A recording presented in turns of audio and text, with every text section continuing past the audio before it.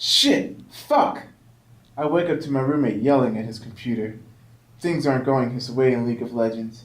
It's 8 o'clock in the morning on a Thursday. I just stare at him for a few seconds and shake my head.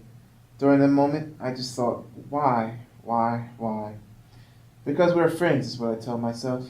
Then I just go back to sleep. I see our friendship as a marriage.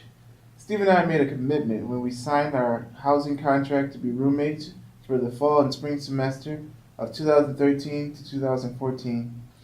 I met Stephen in Redford Dining Commons for dinner during a summer program at Penn State University in the year 2011.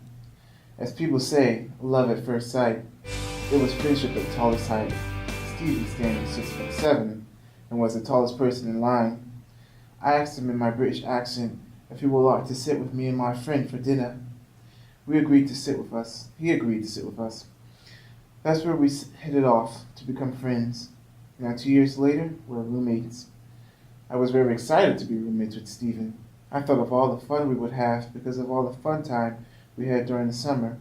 However, it never occurred to me that I only knew Stephen for only a few days during that summer. Now I'll get to know him during the fall and spring semester. Things were going great for the first 3 weeks of the fall semester. We spent time going on long walks, talking about the things that came to our minds. We spent hours at night talking about our day, and we even sung together in the showers. We were having a roller coaster of fun. However, just like roller coasters, we came to the downside of rooming with each other. It's the end of the third week of the fall semester. Beer time is at 12, and shower time is at 11 during the week and Sunday, Stephen says. Now I know that I literally wear the pants, but it's clear that Stephen is in charge. I thought to myself, bedtime? 12 o'clock? Shower time? 11? I agree with him on the time because he's a junior and he knows what's best. I slowly open my dorm door and close it shut. It's 3 o'clock in the morning on a Monday. I'm coming back from the computer lab and Stephen is asleep. As I get my clothes to take a shower, I know for sure that Stephen is going to bring this up in an argument telling me that I'm irresponsible and can't stick to the bedtime schedule. A week later, Stephen is angry after losing a ranked game in League of Legends. I go to him and say, "Well, as my grandfather used to say." Stephen cuts me off. Stephen shakes me and slams me into the closet door. "I don't want to hear your same shit you always say," Stephen says. I reply, "You didn't know what I was going to say. You have anger problems with video games, dude." He replies, "You are irresponsible. You don't keep to the bedtime schedule. You're always opening up the window and never closing it, and your grades are bad."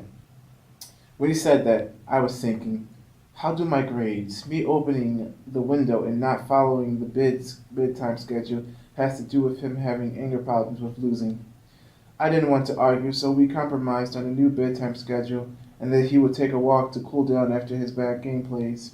I agreed to wait 5 minutes before opening up the room window when I come in the room from outside. Later that day, we went to West Commons for dinner with our friend. Stephen was thinking of an apology, but I told him that he doesn't need an apology because we're friends, and that is what friends do. We fight, we get into fights, and we make up. Then I smiled at him and told him that if he tries that again, I won't let him slide. We spent the rest of the day like it never happened. It's November 11th, 2013. E-House Special Living Options housing contract is up for the 2004-2015 school year. I accept my contract, but Stephen doesn't get one. It's clear that he can't stay in E-House, but I can. So he is in the lottery system for the regular housing on campus.